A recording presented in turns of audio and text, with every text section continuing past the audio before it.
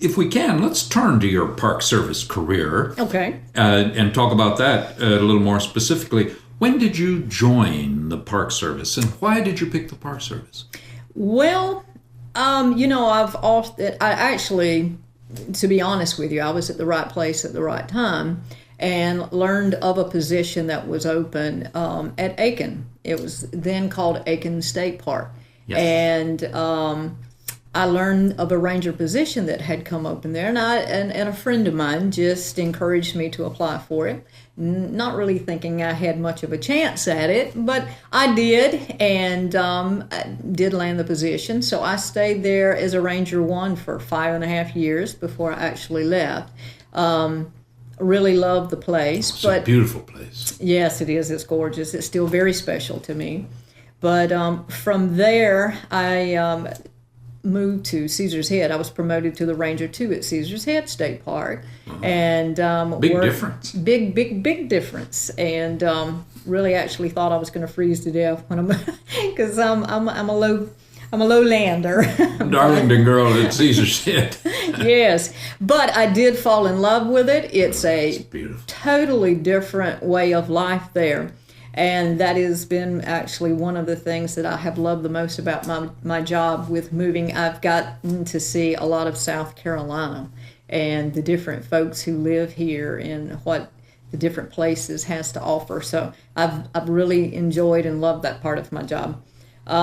So from there, I decided to pursue a different avenue with the Park Service to retail. It was something that I decided with my business, getting my degree in business, I decided that may be something that would really appeal to me and that I could excel at.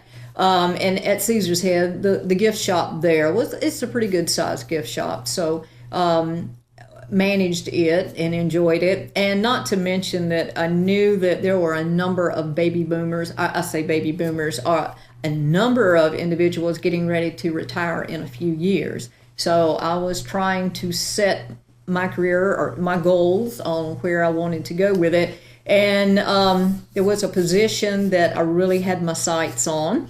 So Hunting Island has the largest retail operation, and it's a beautiful shop. Absolutely.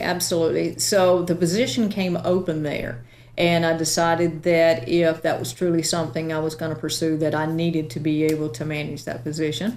So I applied and did get it, and worked there for 3.5 years as the business manager. Yes. Which included managing both retail locations as well as all the other business aspects of the job. From there, things kind of changed as far as my goals. Not so much as my goals, they were changed for me because the position that I had my sight set on, that individual did retire, but because of tough budget times, the position was frozen, and over time it was decided it would not be filled. Around that time, the manager's position at Aiken came open, and anyone can tell you that if your first part you become very attached to, and you kind of want to go back one day as a manager to do the things that you wanted to do as a ranger, but you didn't have the training and the knowledge yet. So when that position came open, I applied for it and was very pleased to be able to go back there. And so I did. I went back in 2001, just prior to the bombing in New York City. That's unfortunately how I remember that time moving there. But it happened about the same time that I was wrapping up my degree. Yep. So it was an opportunity to go back to USC Aiken, where I first got started with pursuing my degree, and actually graduate from the same college. So it was like everything just kind of fell in place.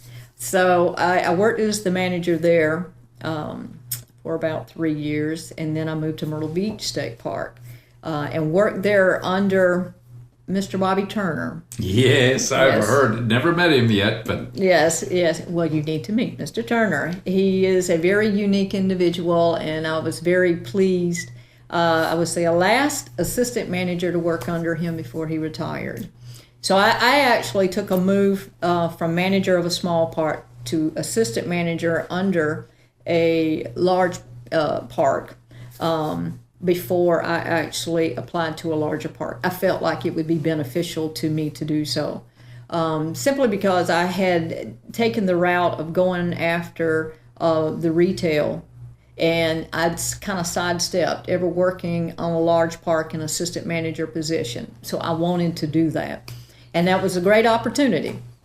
Anyway, so from there I applied and got the job here at Edisto as manager. well, you came here from Myrtle Beach. I did. What year was that, Miss Bell? 06. You came here in 2006. I actually started here January the 2nd of 2006. Yes. So this is almost your anniversary here. I arrived here on your anniversary, as a matter of fact.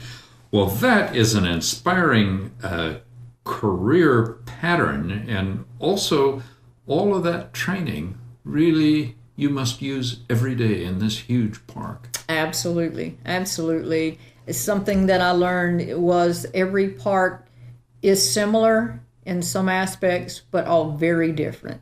And so it gives you an opportunity, and that is one of the good things about the ranger positions, and a ranger is an aspiring manager of a park, that by moving around to different parks, you take your training from one park to another park, and each individual brings something new and learns something new. So it, to me, it's a win-win situation.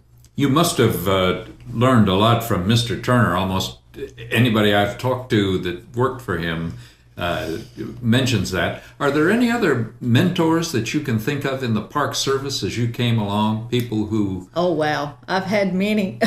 I've had many. To go back as far as my early years as a Ranger 1 at Aiken, Phil Gaines was the manager over at Santee State Park, and the manager at Aiken, the gentleman that I worked under, was also in the National Guard, and he got called away to Saudi Arabia, Desert Storm. And so I was left on the park after only a few short months of being there. So I needed a lot of guidance and a lot of support because I was willing to step in and manage the park and keep it going, but there was still a lot I needed to learn. So I'll have to say I called Phil Gaines probably more than once a day. He was a very, very gracious man and had lots and tons of patience with me during that time.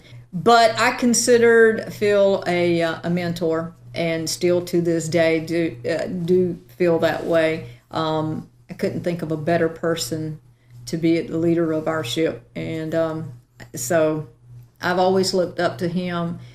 He has a great vision of where state parks needed to go, and I actually bought into that all along the way and have been more than pleased in the direction that he has taken it. So he has been a huge mentor to me. And then Ray Stevens, I knew Ray back whenever I ran the retail operation, and I had heard a lot about him prior to meeting him, but he is, to me, the Ranger's Ranger in the state park system, and someone that I aspire to be like every day. That's high praise. Well, and he deserves it. He deserves it. What's his position now? He is now the regional manager of the coastal region. He loves the park system. It runs in his blood. Other people have said that about him. He's a real ranger. He's not just a bureaucrat. No, and I was going to say, I don't know of anyone that you could ask about him that would say anything different. Mm-hmm. He truly is.